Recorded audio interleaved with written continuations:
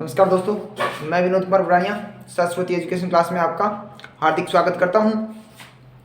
देखो, आज की क्लास में हम शुरू करेंगे टॉपिक है वो कक्षा 12 का चैप्टर 4 का टॉपिक है त्रिभुज का क्षेत्रफल और एक्सरसाइज है कौन सी 4.3। इसके अंदर देखो त्रिभुज का क्षेत्रफल करेंगे। त्रिभुज का क्षेत्रफल फॉर्मूला क्या है? जैसे आपके पास तीन निर्देशांक दे रखे हैं, तीन त्रिभुज के कितने शीर्ष होते हैं? तीन शीर्ष होते हैं। पहला शीर्ष ले लिया आपने x1 y1, दूसरा शीर्ष b है वो x2 y2 और तीसरा शीर्ष c है वो x3 y3। ठीक है, तो यहां से आपको एरिया ऑफ ट्राइंगल एबीसी यानी त्रिभुज एबीसी का क्षेत्रफल निकालना है। तो ये क्या रहेगा? देखो फॉर्मूला याद रखना आपको, ये 1/2 x1 y1 1, x2 y2 1 और x3 y3 1। ठीक है, यानी x1 y1 1, x2 y2 1, x3 y3 1। ठीक है, डायरेक्ट आपका क्या निकलेगा? यहाँ से त्रिभुज का क्षेत्रफल निकलेगा। x1 y1 की वैल्यू यहाँ से पुट करोगे, x2 y2 की वैल्यू यहाँ से पुट करोगे और x3 y3 की वैल्यू यहाँ से पुट करोगे और लास्ट में क्या लिखना आपको? 1 1 1। ठीक है, और इसकी वैल्यू निकालनी है आपको। ये क्या होगा? त्रिभुज का क्षेत्रफल। ठीक है, अब है क्वेश्चन नंबर 1। इसमें देखो ए पॉइंट है वो कितना है? 1 0, बी पॉइंट है वो कितना है? 6 0, सी पॉइंट है वो कितना है? 4 3। ए पॉइंट है वो कितना है? 1 0, बी है वो 6 0, सी है वो 4 3 और एरिया ऑफ त्रिभुज एबीसी निकालना आपको। फर्स्ट पॉइंट का फर्स्ट पार्ट है ये एरिया ऑफ ट्राइंगल एबीसी क्या रहेगा? 1/2 x1 y1 1, ये फॉर्मूला लगा रहा हूं मैं। 1 0 1, 6 0 1, 4 3 1, क्या रहेगा? ये 4 3 1। अब देखो इसमें कौन सा कॉलम है? सेकंड कॉलम है। सेकंड कॉलम के अंदर 2 0 हैं। जिस भी कॉलम के अंदर या जिस रो के अंदर 2 0 हो, जिस रो या जिस कॉलम के अंदर 2 0 हो, तो उसमें से क्या करना आपको? देखो उसके सापेक्ष ही प्रसार करना है। लिखोगे C2 के सापेक्ष प्रसार करने पर, C2 के सापेक्ष प्रसार करने पर, तो C2 के सापेक्ष प्रसार करोगे आप। इसमें देखो आप 1/2 सेम रख लिया आपने, तो C2 में फर्स्ट एलिमेंट 0 आएगा, सेकंड भी 0 आएगा, तो ये माइनस का रहेगा, ये प्लस का। ये कौन सा एलिमेंट है? ये 2 यानी 3 2 3 2 है, तो ये किसका रहेगा? माइनस का, और 3 का 3। अब इस कॉलम को छोड़ दिया, इस रो को छोड़ दिया, 1 इंटू 1 क्या रहेगा? 1 माइनस 6 इंटू 1 क्या रहेगा? 6। तो यहां से देखो 1/2 ये -3, 1 माइनस 6 क्या रहेगा? माइनस का 5। मल्टीप्लाई करोगे तो ये कितना रहेगा? 15/2 और एरिया है तो क्या लगेगा? वर्ग इकाई या स्क्वायर यूनिट, यानी एरिया क्या लगेगा यहाँ पर? वर्ग इकाई। ठीक है, अब देखो इसका क्वेश्चन नंबर 2 है वो करेंगे हम।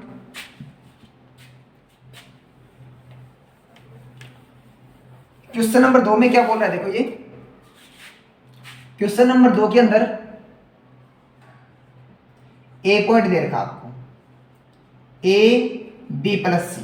क्या है? ए point A B plus C और बी पॉइंट है बी सी प्लस ए और सी पॉइंट है सी ए प्लस बी। संरेख है। अब देखो कोई भी 3 पॉइंट है वो संरेख कब होंगे?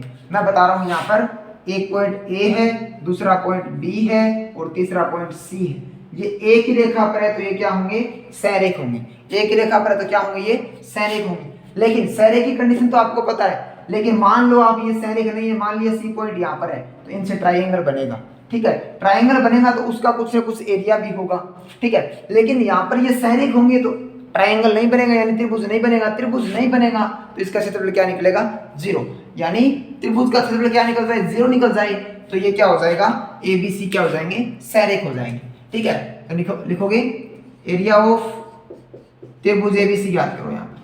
एरिया ऑफ त्रिभुज एबीसी 1/2 क्या रहेगा? ये ए बी प्लस सी 1 और ये बी सी प्लस ए और 1 और ये सी ए प्लस बी और 1।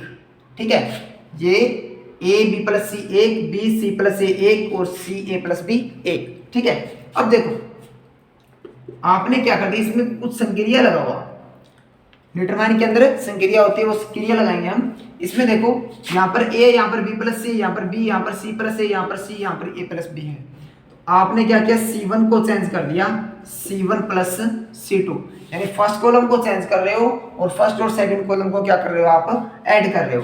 तो 1/2 सेम है, तो यहाँ से ऐड करोगे इसको, तो ये क्या रहेगा a plus B plus C, और इसको ऐड करोगे तो ये क्या रहेगा a plus B plus C, first और सेकंड कॉलम को ऐड कर रहे हो सिर्फ, और इसमें ये क्या रहेगा a plus B plus C, और ये सेम रखो आप सेकंड कॉलम b प्लस सी, c प्लस ए और a प्लस बी, ये एक भी सेम रख लिया आपने। इसके बाद देखो आप आगे लिख रहा हूं मैं, इसमें a plus B plus C, a plus B plus C और a plus B plus C common है, a plus B plus C ले लिया कॉमन, अपॉन में क्या है इसके 2 है, अपॉन में कितना है 2 है, अंदर क्या रहेगा देखो 1 1 1 रहेगा, क्या रहेगा यहाँ पर 1 1 1।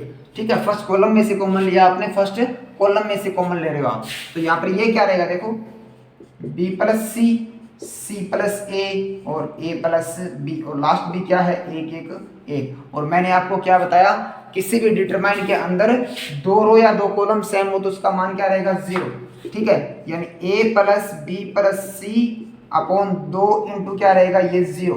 ठीक है, ये फर्स्ट कॉलम और ये थर्ड कॉलम सेम है, फर्स्ट कॉलम और थर्ड कॉलम सेम है, 1 1 1 1 1 1, तो इसका मान क्या रहेगा 0, यानी टोटल मान क्या आएगा इसका 0 आएगा। ठीक है, टोटल मान 0 आ रहा है, तो यानी त्रिभुज नहीं बन रहा, यानी त्रिभुज का क्षेत्रफल क्या है 0 है, और त्रिभुज नहीं बन रहा तो ए बी सी क्या रहेंगे, सरेख रहेंगे। नीचे लिखोगे आप, अतः a b c सरेख होंगे, ए बी सी सरेख होंगे, यानी सरेख की कंडीशन क्या रहेगी, 3 पॉइंट सरेख होंगे यदि उनके त्रिभुज का क्षेत्रफल क्या निकले 0 निकले। ठीक है, इसके बाद देखो क्वेश्चन,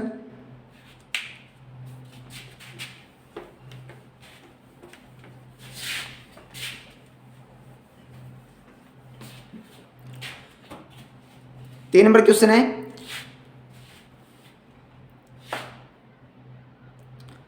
त्रिभुज का क्षेत्रफल दे रखा आपको, इसमें 4 वर्ग इकाई है और k की वैल्यू निकालनी है आपको, k0 4002। पॉइंट कितना है देखो क्वेश्चन नंबर 4 का, एरिया ऑफ त्रिभुज एबीसी कितना है 4 वर्ग इकाई है। ठीक है, अब पॉइंट दे रखा है फर्स्ट पॉइंट के अंदर, ए पॉइंट है वो कितना है k0, बी पॉइंट है वो कितना दे रखा है देखो, ए पॉइंट है वो k0, बी पॉइंट है वो 40 और सी पॉइंट है वो 0 2। तो k की वैल्यू निकालनी है आपको, इसमें k की वैल्यू निकालनी है इसमें देखो, तो आंसर में क्या करोगे आप, k0 40 0 2 है और एरिया कितना है त्रिभुज का 4 वर्ग इकाई है। इसे लिखोगे एरिया ऑफ त्रिभुज एबीसी कितना है 4 वर्ग इकाई है, लेकिन आप क्या लेोगे इसको प्लस माइनस का, क्योंकि हम आंसर निकालते हैं तो माइनस का एरिया आता है तो उसको प्लस का लेंगे, तो क्या पता आंसर माइनस का आया हो या प्लस का आया हो। ठीक है, तो आपने प्लस माइनस दोनों उठा लिया। ठीक है, तो यहाँ से एरिया ऑफ त्रिभुज एबीसी 1/2 सेम रख लिया, तो यहाँ से देखो k0 1 और यहाँ से 4 0 1, x1 y1 1, x2 y2 1, x3 y3 1, यानी 0 2 1, क्या रहेगा 0 2 1, और इक्वल क्या रहेगा प्लस माइनस 4, क्या रहेगा प्लस माइनस 4, 2 से मल्टीप्लाई करोगे तो ये क्या रहेगा k0 1 4 0 1 0 2 1 इक्वल क्या रहेगा प्लस माइनस 8, क्या रहेगा प्लस माइनस 8। इसको एक्सप्लेन करो किसके साथ, देखो C2 के अंदर 2 0 है तो -2 के सापेक्ष प्रसार हो जाएगा इसका, तो क्या रहेगा देखो माइनस का 2 रहेगा, इस कॉलम को छोड़ दे इस रो को छोड़ दे, k इंटू 1 क्या रहेगा k और -4 रहेगा, ये क्या रहेगा माइनस का 4 इक्वल क्या जाएगा प्लस माइनस 8, इक्वल क्या जाएगा प्लस माइनस 8। तो -2 से अंदर मल्टीप्लाई कर लो आप, -2 के और ये क्या रहेगा प्लस 8 इक्वल प्लस माइनस 8।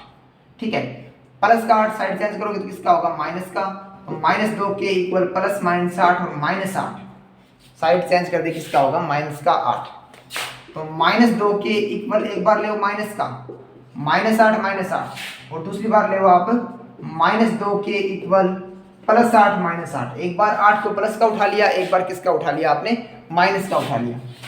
तो k की वैल्यू -8 और -8 कितने होंगे, -16 अपॉन -2 अपॉन में क्या आएगा, -2। और यहाँ से देखो -2 के इक्वल 8 -8 क्या रहेगा, 0। ठीक है, तो यहाँ से k की वैल्यू क्या आएगी, 16/2 क्या रहेगा, 8। ठीक है, और यहाँ से k की वैल्यू क्या आएगी, 0।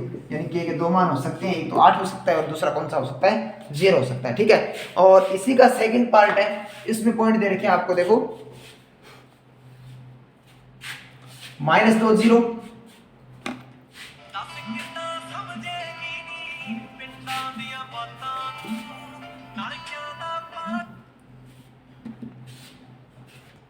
अब देखो सेकंड पॉइंट इसमें क्या है, -2 0 0 4 0 के है। ठीक है, और एरिया ऑफ त्रिभुज एबीसी कितना है, 4 वर्ग इकाई है। तो यहां से देखो आप एरिया ऑफ त्रिभुज एबीसी कितना है, +-4 लेना आपको, क्या करना है, +-4 लेना है।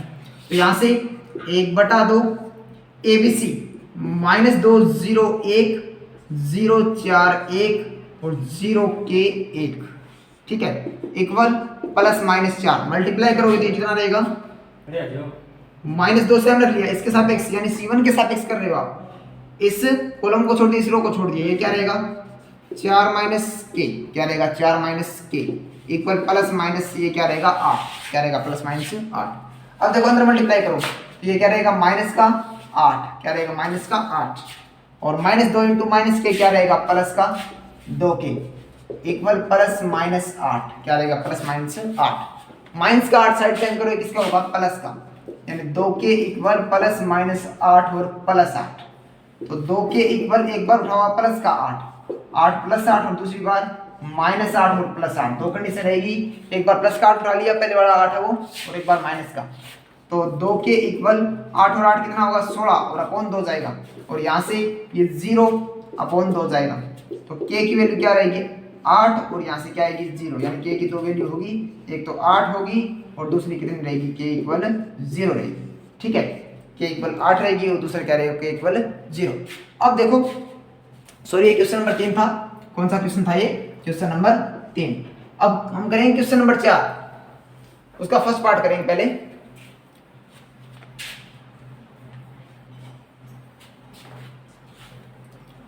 क्वेश्चन नंबर 4 के अंदर फर्स्ट पार्ट क्या है, देखो सारणिकों का प्रयोग करके 1 2 3 6 को मिलाने वाली रेखा का समीकरण ज्ञात कीजिए। देखो दो पॉइंट देखे आपको, 1 2 3 6। क्वेश्चन नंबर 4 का फर्स्ट पार्ट है, ए पॉइंट है आपका 1 2 और बी पॉइंट है 3 6। ए पॉइंट है 1 2 और बी पॉइंट कितना है, 3 6 को मिलाने वाली रेखाखंड का समीकरण ज्ञात करना है।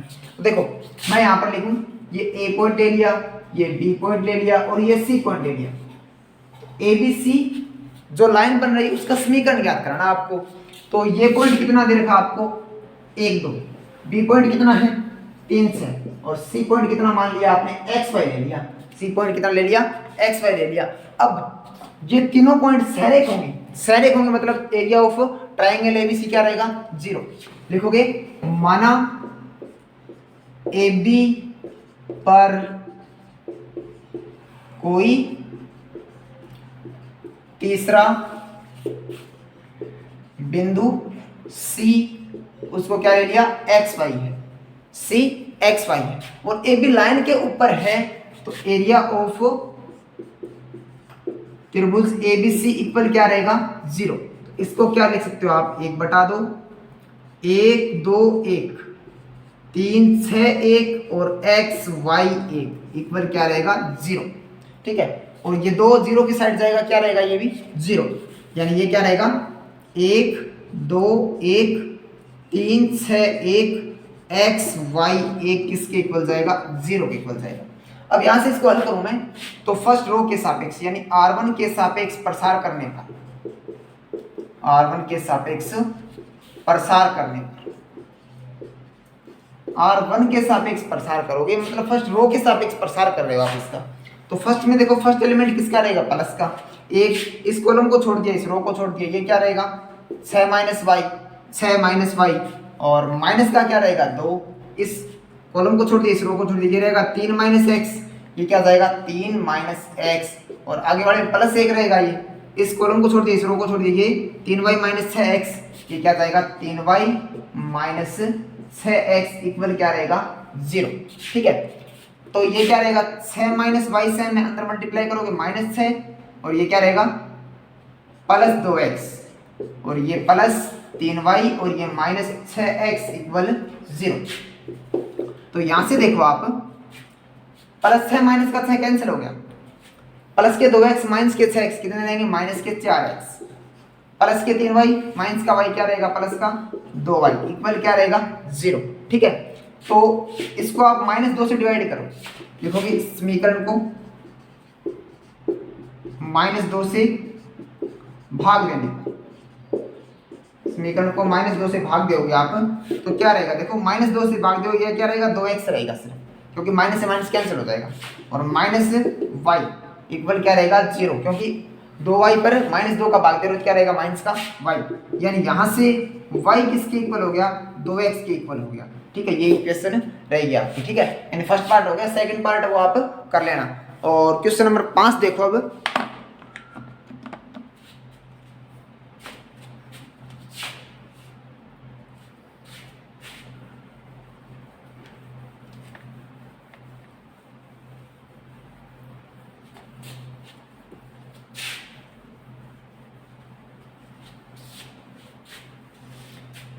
क्वेश्चन 5 के अंदर क्या है देखो,